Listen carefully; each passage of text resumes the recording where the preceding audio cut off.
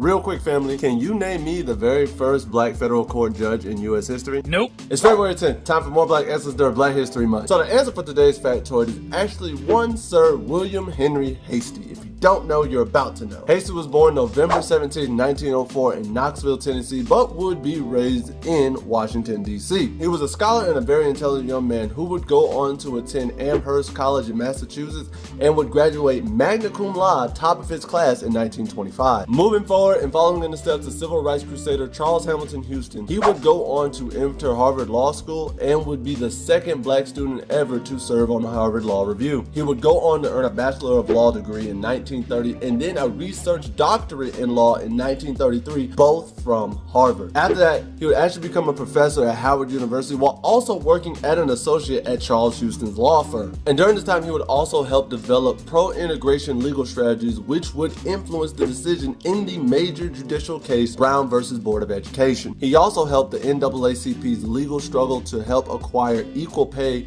for black teachers in the state of North Carolina, and even had one of his former law students, you might have heard this name, Thurgood Marshall, assist him on this case. A few years later, President Franklin D. Roosevelt would go on to nominate and confirm Hastie for a federal district court judgeship on the Virgin Islands on March 19, 1937. This would make Hastie the very first black federal court judge. And he would go on to do a great job in the position, so much so that President Harry Truman would actually appoint him as the governor of the Virgin Islands in 1946, this making him the first black governor of any U.S. territory.